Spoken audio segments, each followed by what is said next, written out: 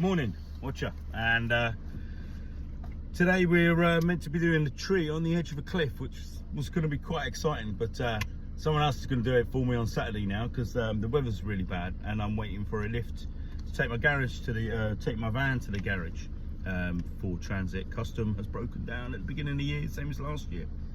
There she is. Call her Bluey. Start calling her something else soon. So yeah, she just as I was driving along, she just like felt like she'd run out of fuel, even though there's 120 miles in the tank, and just cut out. So I thought, while I'm not working, I'm sitting waiting for a lift to get that over to my mate Steve. I thought I'd yeah do a video, but obviously not an exciting one over a cliff. I'll save that for whoever's doing that on Saturday. Not video of that from the ground instead of going up there. It's a bit wet today anyway, but there aren't many cliffs around me. I'm in the middle of Bedfordshire, so yeah, it's a rare job really.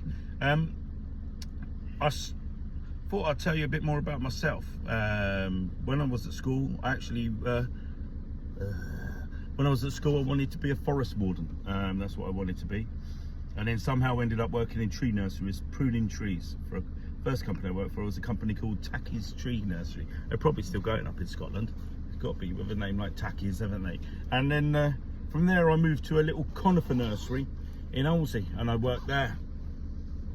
And then when the lads, there was a tree surgery company there as well, and set in the, you know, it was 3 different companies. You had the amenity trees, then you had the conifers, and then you had the tree surgery side. And one day one of the lads went off to college and they put me with the boys for a little while, and yeah, I went up in the office and said, please don't send me back with the girls. I want to carry on working with the boys and going out and doing tree work. I fell in love with the job, and 30 years later, if not 31 probably now years later, I'm still doing it. So it was close to being a forest warden, trees, outdoorsy, and being a forest warden was probably a bit of a romantic notion, you know, untangling the deer at a barbed wire, putting in some posts, planting a few trees, where in reality, you know, that's just idea of a 16-year-old. Reality is probably much worse, you know, probably planting 15,000 trees in this sort of weather. So yeah, probably chose the right career in the end anyway. But interestingly, to get to the point, because they really always do go off on tangents or fall down rabbit holes, the point is, I do know all my trees in Latin. I do know a lot about trees, and I studied a lot of trees before I even went to college to become a tree surgeon, which sometimes help. So I had this job. This is going to be a long video. You can either hang in there or you can hang up. I don't mind. Every time I move forward, I keep pushing my tipper up. I'll have to sort that out.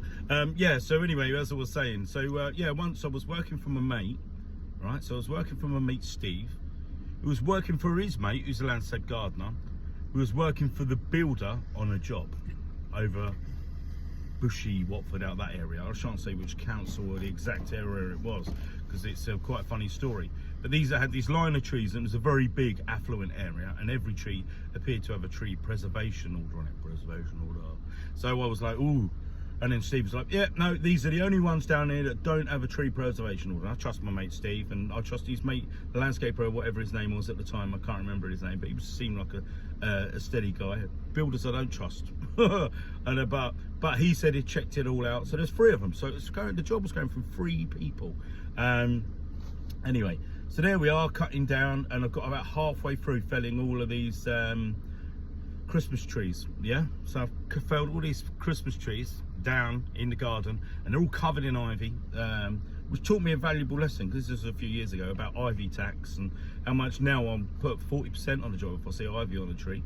I'd rather not win the job because it slowed me down so much. Anyway, I'm going off track, and so as we're working around the job, I see a car pull up, and this guy with a white shirt wandering around, and he went into the builder's garden, and then he come round into the other garden. Of course, we were working from both gardens. I was like, oh God, I wonder what he wants. Nosy, like office boy, all with his shirt on and everything else. He said, are you cutting them trees down?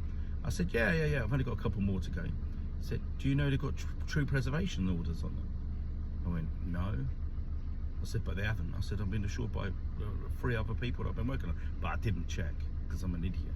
So he went, yeah. And then before I know it, this young little whippersnapper in the from the council, I was trying to say what council it was, then started to caution me. I'm cautioning you under section. So, and I was like, fucking hell, my stomach went sick.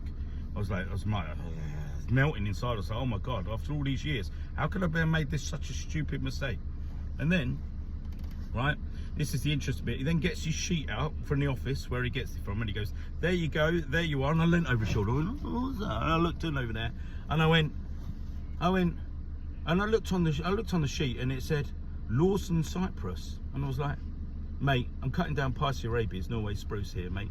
And I got his sheet, I swear to God. And he works from planning. I turned it around, I went, they're the trees you're on about over there, mate. I said, these ones are the only ones without preservation order. Thank you very much. And he went, well, from now on, if you ever work in this area again, you best make sure that you call us first and double check before you cut any trees down. And I was thinking, bloody hell, I will, actually. And I was like, yeah, whatever. See you later, mate.